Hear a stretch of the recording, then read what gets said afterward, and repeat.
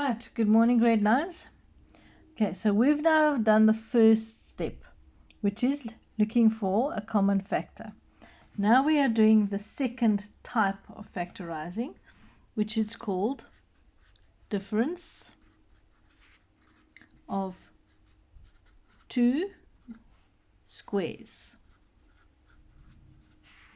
Okay, this is the first of the different types of factorizing. Right, so if you get something like a squared minus b squared, what I want you to notice is that is a perfect square. In other words, something times something equals that. That is a perfect square. And obviously minus, which means difference. So when we get something like that, this is what you do. You say a minus b, a plus b. Okay? Because when you do FOIL, and I'm going to do it with you, you're going to get the following.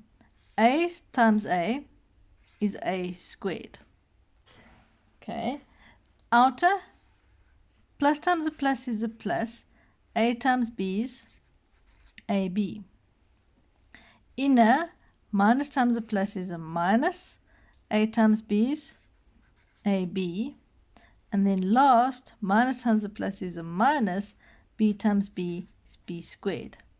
And you will see ab minus ab falls away, and you're left with a squared minus b squared. Okay, so always take the square root of that, put 1 there, 1 there. Take the square root of that, 1 there, and then a minus and a plus. It doesn't matter if that's plus and that's minus, as long as one of the brackets is a minus and one of the brackets is a plus.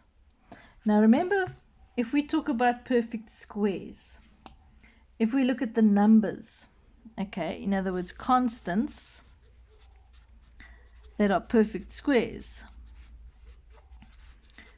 okay, they are numbers that when multiplied by themselves, they're a perfect square. So let's have a look. 1 is a perfect square. 2 is not, because there's not something and times the same thing equal to 2. 3 the same. Remember, that's a prime number. But 4 is a perfect square because 2 times 2 is 4. 5 is not a perfect square. It's a prime number.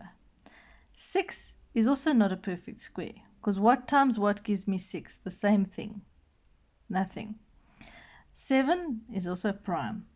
8 is also, it doesn't have a perfect square.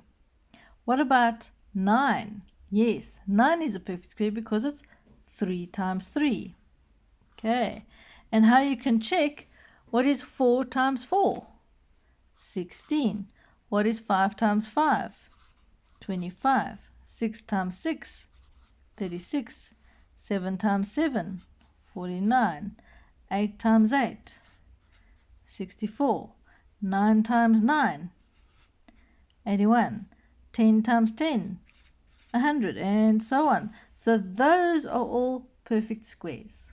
Okay, so let's do a few examples of difference of two squares. So we've got 16x squared minus 25y squared. See, there's a square, and that's a square. They're perfect squares. Is 16 a perfect square? Yes, because it's 4 times 4. Is 25 a perfect square? Yes, 5 times 5. So you put your two brackets down, and remember, you put the root down. So 4 times 4 is 16, x. And then you have a minus and a plus. 25 is 5 times 5, and y times y. And that's where you stop. Okay, let's try another one. 9p squared minus 1. Two brackets. 9 is 3, p squared is p minus plus 1, 1. Not too difficult, eh? Let's try another one. Okay, 36 a squared b squared minus 121 c squared. Two brackets. Okay, so the square root of 36 is 6 and 6. A squared, remember, 1 there, 1 there. B squared, 1 there, 1 there. Then a minus and a plus, and 121 is 11 and 11. C squared is C and C. There we are. Okay, so now what happens when we give you something like this? Oopsie, I meant to make that. Let's just do this one. It's a squared b squared minus 1. Okay, I just created one. So we say ab minus 1, ab plus 1. Okay, what about when we get something like this? A to the 4, b to the 4 minus 1. Okay, so now, is that a 4 a perfect square? Yes. Okay, any even exponent is a perfect square. So we could have 6, 8, 10, any one of those. Okay, but now have a look very carefully here. We've got our two brackets, and we have a, remember, get the square root, so you got a squared b squared, a squared b squared minus 1 plus 1. But look at this bracket. That bracket has still got perfect squares and a minus. So we can go even further with that one. And we've got two brackets for that one. And we've got AB minus 1, AB plus 1. But don't forget, this guy comes down as well. Don't forget about him. But have a look here. We can't go further with him because he has a plus. Okay, this is difference of two squares. So you have to have a minus to be able to do these. Okay, so you cannot do pluses. Any plus is not difference of two squares.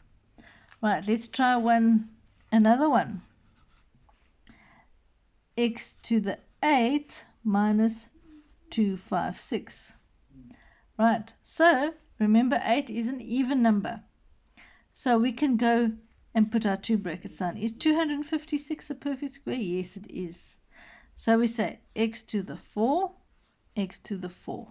Remember, when you've got bases the same and your exponents, you add them. And because I'm dividing by x to the 8, remember, I'm getting like the square root of that.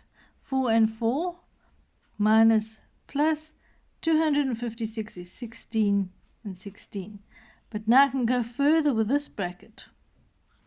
Put him down, bring him down, x to the 4 plus 16.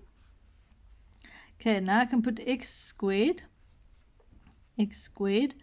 minus plus 16, 4 and 4. And I can go even further.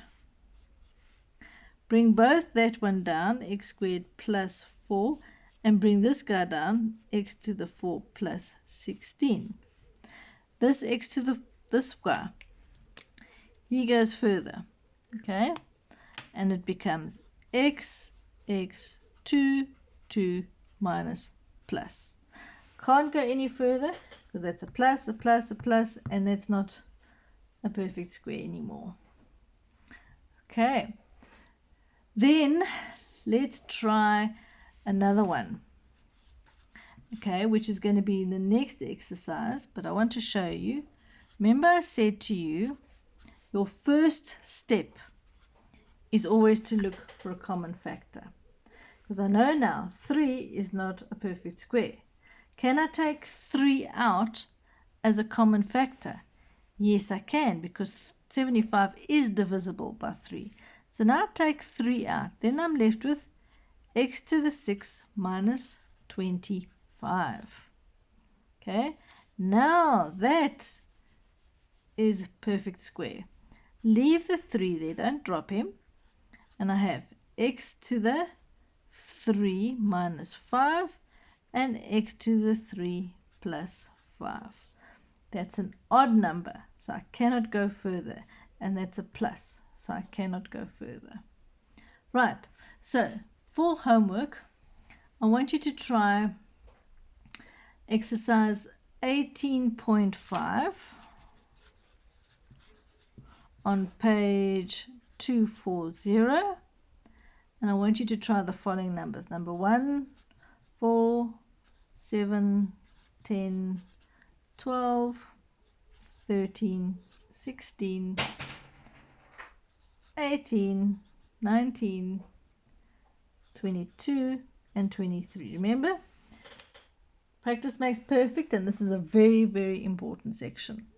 You will see I'll also give you exercise 18.6, which is, I think I've actually given you, I've given you the right ones, which I'll also give you some more to do where there is a common factor that you have to take out first. Okay, good luck, grade 10s, 9s. Silly me.